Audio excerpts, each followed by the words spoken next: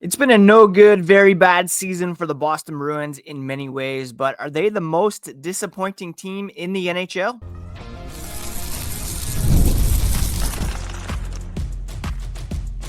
You're Locked On Bruins, your daily podcast on the Boston Bruins. Part of the Locked On Podcast Network, your team every day.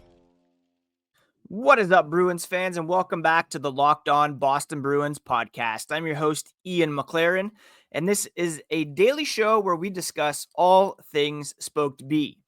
Thank you so much for making Locked On Boston Bruins your first listen of the day. It's free and available on your favorite podcast app and on YouTube. It's part of the Locked On Podcast Network, your team every day. I very much appreciate you everydayers out there. Your support means so much. Today on the podcast, we're going to discuss whether or not these Boston Bruins are the most disappointing team in the NHL this season. We'll also preview the game tonight against the Montreal Canadiens, update the tank, and also discuss a couple recent entry-level contract signings. Before we get into all that, a quick reminder, you can find the podcast on social media at Locked NHL Bruins, and you can find me, my hockey thoughts, dad jokes at Ian C. McLaren. I am a lifelong Boston Bruins fan. I've been covering this team for various outlets for 20 years now. Was a full-time hockey news writer for The Score.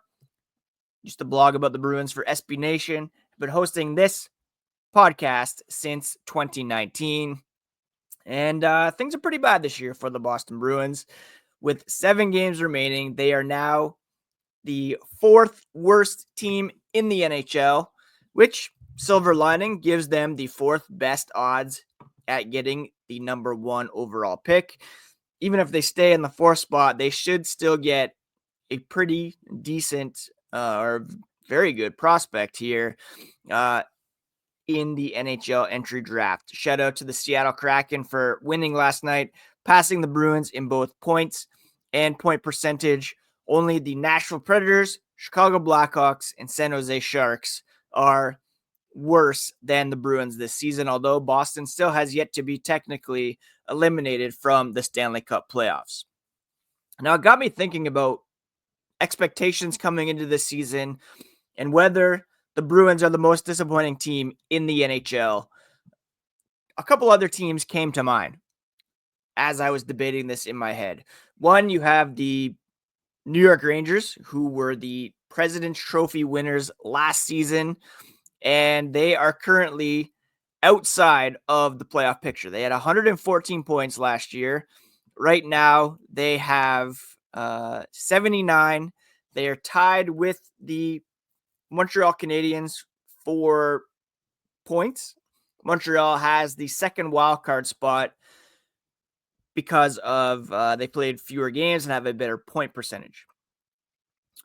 The other team that came to mind was the Nashville Predators. They had a very good season last year. They were a playoff team. They went out and added Steven Stamkos, Jonathan Marchessault, Brady Shea, and you add that to Philip Forsberg, Ryan O'Reilly, Roman Josi, UC Saros. You think they would take a pretty or a decent step forward, or at least still be a playoff team, and yet they're one of only 4 teams or 3 teams with fewer points than the Boston Bruins this season. I went ahead and looked at the point percentages for each of these 3 teams last season compared to so far this season. The Rangers were at 695. Currently, they're at 527. The Bruins were 665. They've dropped to 460. And the Predators were at 604. They've dropped down to 413. The smallest gap, even with the Rangers having won the President's Trophy, that's still a 16.8% drop in terms of point percentage. The Predators are at 19.1% drop, and the Bruins are a 20.5% drop. So that would indeed make them the biggest dropper out of the 3 in terms of point percentage. Expectations-wise, though, again, the New York Rangers won the President's Trophy last season. We've seen in recent history that President's Trophy +1 bump where like the Washington Capitals, Colorado Avalanche, Florida Panthers, they all won the President's Trophy, were eliminated from the playoffs that season, but then came back the year after and went as far as the Stanley Cup final, winning the Stanley Cup in a couple of those cases. The Rangers right now fighting for their lives. They have a first overall pick in Alex Lafreniere, who has not taken a jump this season. They had a second overall pick that they traded to the Seattle Kraken. JT Miller's come back, and I mean, it would be interesting to see where this team would be without him. He's really one of the reasons why they're even back in the playoff mix. But to go from the President's Trophy with Stanley Cup aspirations, you still have a very good core there. You have arguably the best or one of the best goalies in the world, a former Norris Trophy winner in Adam Fox. To go from President's Trophy right out of the playoff picture would be pretty devastating for the New York Rangers and incredibly disappointing for them. So that's kind of the expectations, adding a bit more context to it. Whereas the Bruins coming in, did they have high expectations? Well, they did beat the Toronto Maple Leafs in the Stanley Cup playoffs last year, pushed the Florida Panthers to the Game 6 in the second round. They did sign Elias Lindholm, Nikita Zadorov. They locked up Jeremy Swayman. But people would be lying to themselves if they thought that this team was a legitimate Stanley Cup contender. I thought they'd be a playoff team, to be sure. But this dip in the standings has all been precipitated, of course, by the fact that they were big-time sellers at the trade deadline. Like the Rangers, again, won the President's Trophy, went to the Eastern Conference Finals last year. You would think that they would still be up there in terms of the best teams, at least in the Metropolitan Division, if not the Eastern Conference. Right now, they're fighting with the Montreal Canadiens for that second wildcard spot. The Bruins, you could see them being in the top 4 in the Atlantic, perhaps, maybe a wildcard team, but I don't think anybody was expecting them to be world beaters this season. The Nashville Predators, another disappointing team. Again, they were a wild card team last season. They signed some big time players in Jonathan Marchessault and in Steven Stamkos, Brady Shea. They were 1 point better than the Vegas Golden Knights last season. The Predators had some big expectations coming into this year, adding, you add a guy like Steven Stamkos. We would have loved to have signed Stamkos over Lindholm last offseason. They did lose in the Canucks in the first round of the playoffs last year, so they didn't get quite as far as the Bruins. But when you add those guys, you expect to still be competitive, not one of the worst teams in the NHL, which they are. So, I mean, pick your poison as to which team is most disappointing. Do you go with the Rangers, President's Trophy winners, Eastern Conference finalists last year, barely looking at a playoff spot right now? Do you look at the team that won a playoff round last year, made some big free agent signings, were built, quote unquote, for the playoffs, and are the 4th worst team in the NHL at the moment? Or do you go with the wildcard team from last year, added some star power, Conn Smythe Trophy winners, currently one of only 3 teams worse than the Boston Bruins? If you look at the points percentage dip, it's very close between the Bruins and the Predators. Bruins had the biggest dip.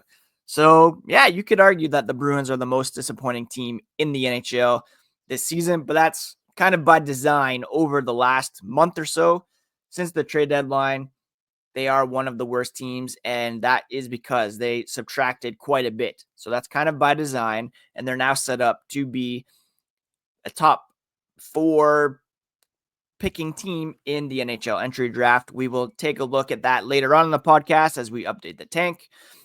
Coming up, we will preview tonight's game against a team that is currently in the wild card spot. That's the Montreal Canadiens. We'll push that here as the podcast continues.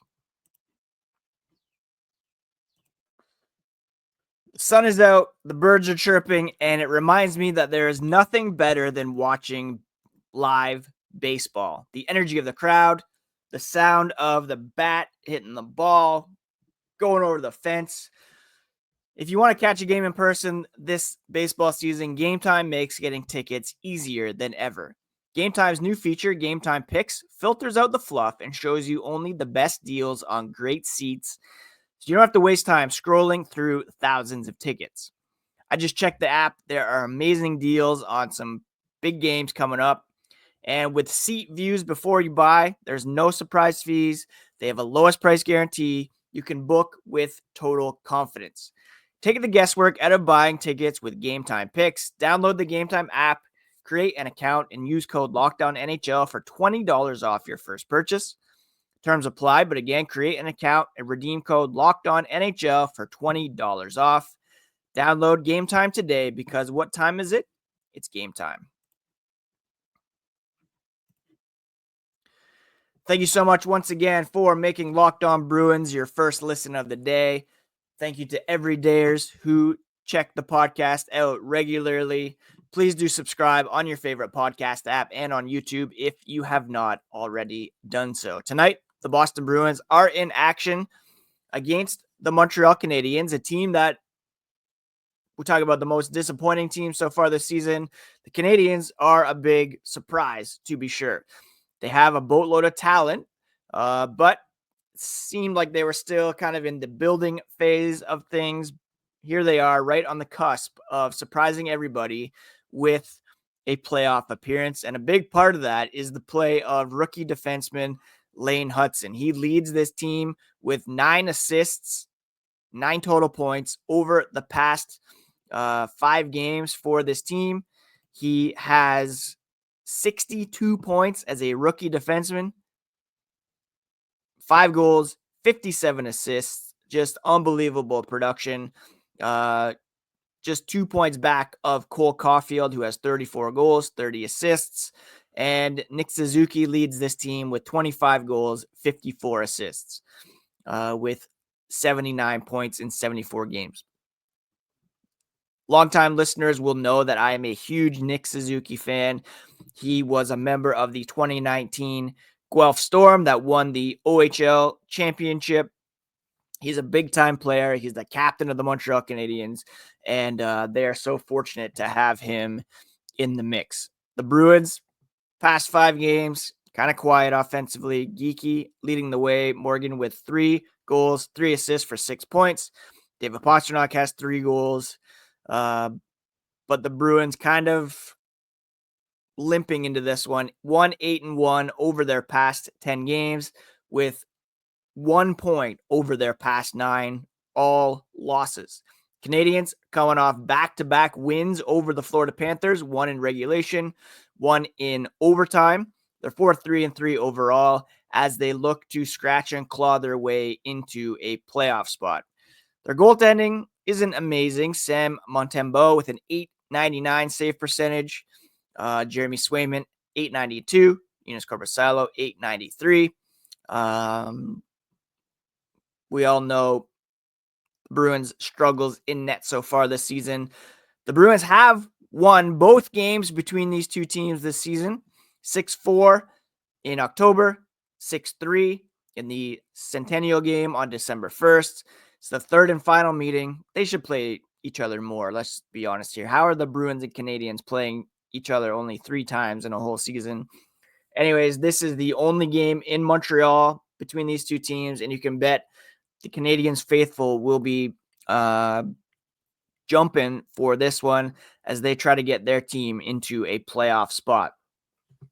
The Canadiens have the 16th ranked offense, 2.99 goals per game.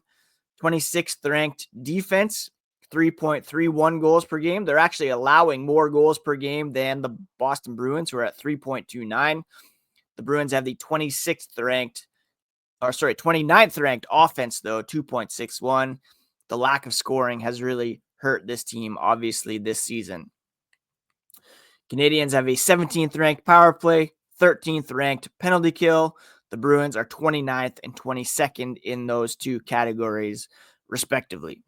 Again, the Montreal Canadiens clinging to that final wildcard spot in the Eastern Conference, and they're no fluke, I don't think. They have a good, solid core to build around. They have a front office that I think would be the envy of most. They have a couple of guys that I would love to have been in the mix for the Bruins, namely Kent Hughes, Jeff Gorton. Gorton, of course, was part of the management team in Boston that really helped to set the table for this latest run of success that began back in 2006, 2007.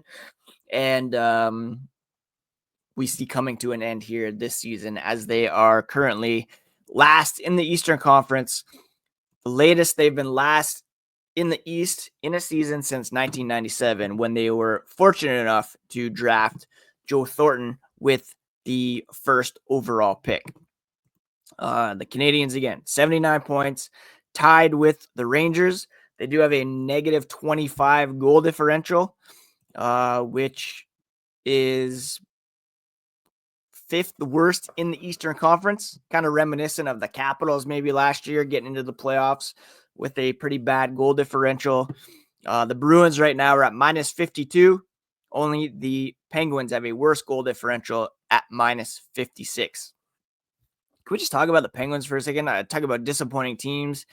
You still have Sidney Crosby playing at a point per game level. You still have Evgeny Malkin. You still have Chris Letang, although he's dropped off a little bit. But you have Erik Karlsson in the mix. And this team is that bad. Like, that's pretty disappointing too.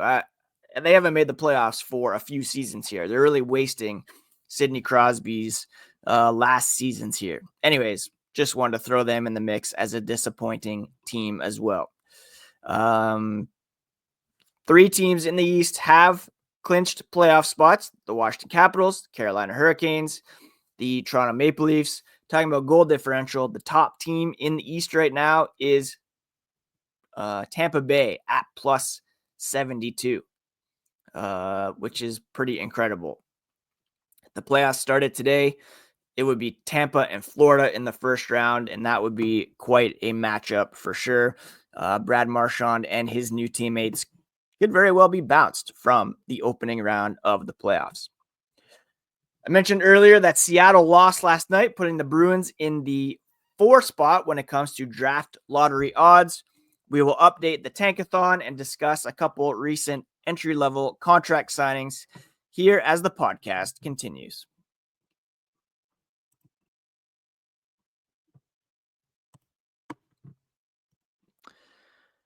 The NCAA tournament Final Four is set, and FanDuel is giving you the chance to get in on the action like never before. Right now, new customers can get $200 in bonus bets when your first $5 bet wins. That's 200 extra bucks to use on everything from buzzer beaters to who will cut down the nets. With tournament games, wrapping up over the weekend, there's going to be something exciting to bet on through the final 3 games. The FanDuel app is simple to use, and when you win, you get paid instantly with no waiting around. Visit FanDuel.com to get in on the Final Four action this weekend. FanDuel, new customers get $200 in bonus bet when your first $5 bet wins. All right, we have a couple of signings to discuss here for the Boston Bruins.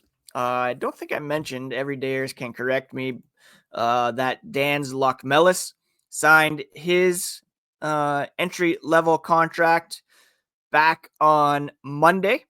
Lockmelis, of course, a 4th-round pick at the 2022 NHL entry draft.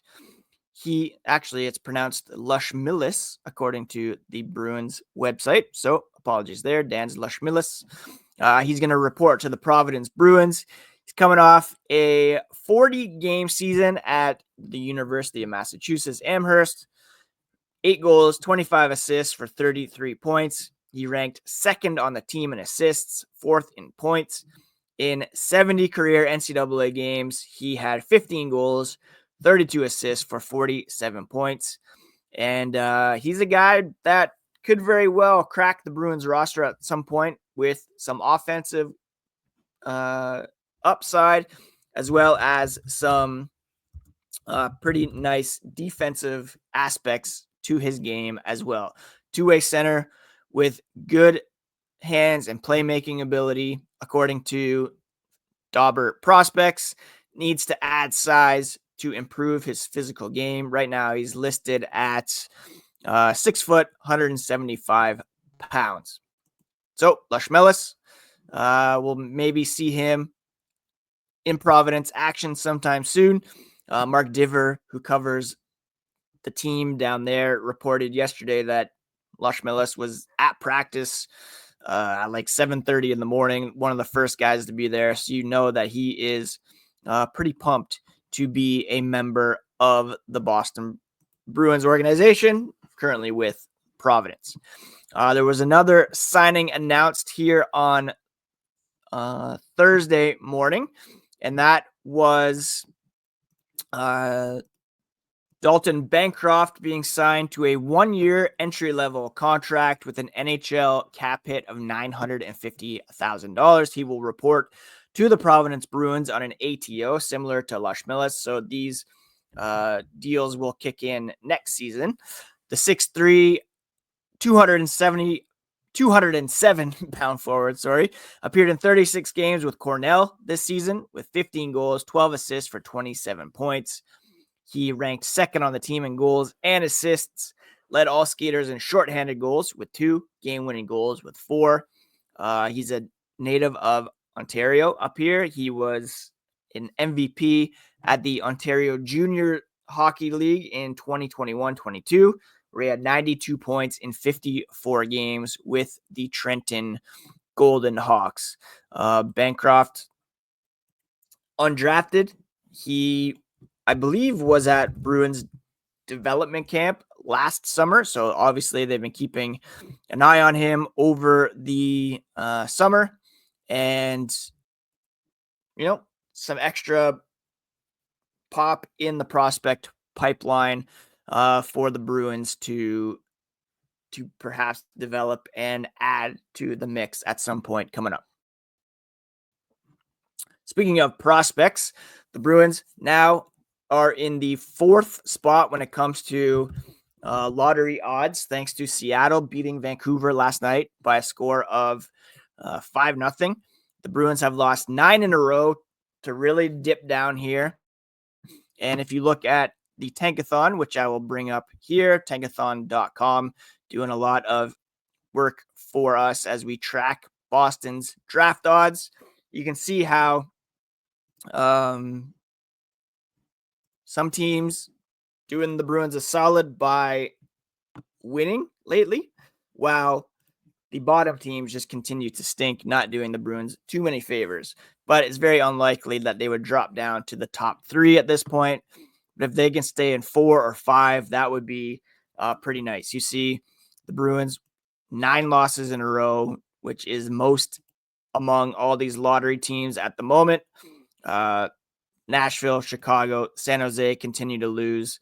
But Seattle, Philly, Buffalo, Pittsburgh, all winning lately, which gives the Bruins much better chance of getting the first overall pick. Their odds now stand at 9.5%. I think it was around 5 like a week ago. And say they get the 4th pick, that will put them, according to this mock draft, in line to get James Higgins from Boston College, 5'11" forward who had 26 assists, 11 goals, 37 points this season. Again, as the draft lottery becomes clearer, we'll take a look at who the Bruins might indeed end up picking, but of course that would be a dream. So let's run the lottery here and see if the Bruins can stick in the 4th spot or maybe even move up. We're doing this daily 5 times to see what the Bruins odds are. Let's do it the first time. The Bruins move up to the number 1 overall pick. If you look at the mock draft, you have Matthew Schaefer, a defenseman from Erie, going 1st overall. I don't think the Bruins would go that route, so that would probably put them in line to pick Michael Misa, who is the top-ranked center in the draft this season. Exactly what the Bruins need. Skill, some size, NHL readiness. He could really make an impact for this team. So that would be fantastic if the Bruins could get 1st or 2nd pick, and Misa could be there for them. Second running here, Bruins drop down to 5th, still able to get Anton Frondell, who is one of the top-ranked centers in the draft.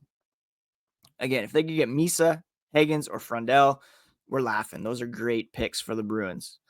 The Bruins dropping again here to 5th, still getting Frondell. We're all right with that. So right now we have it 1st, 5th, and 5th. So going up, dropping twice. Bruins down to 5th again, with the Ducks making a big jump. That would be very lucky for them. So 1st, 5th, 5th, 5th. The last time we run it, the Bruins, again, dropping down to 5th. And if you look at what they might get, Frondell is the 3rd-ranked center in the draft.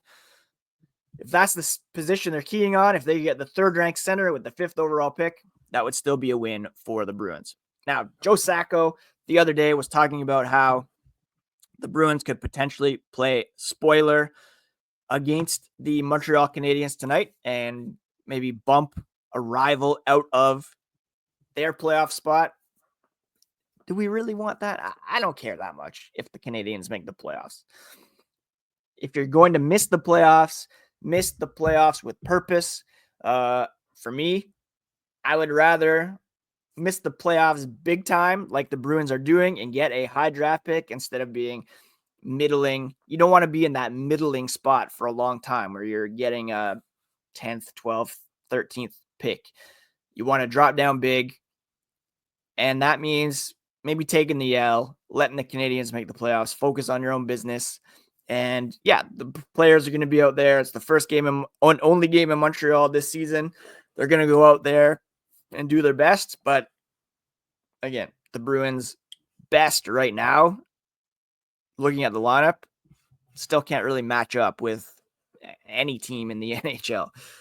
We'll see if Fabian Lysell gets back in there. If he can earn his first point, score his first goal, that would be magical to get that in Montreal.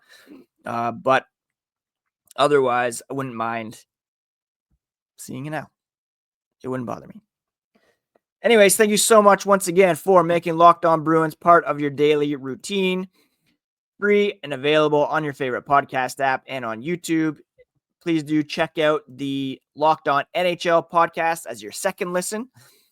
League-wide stories from our local experts. It's all part of the Locked On Podcast Network, your favorite team every single day.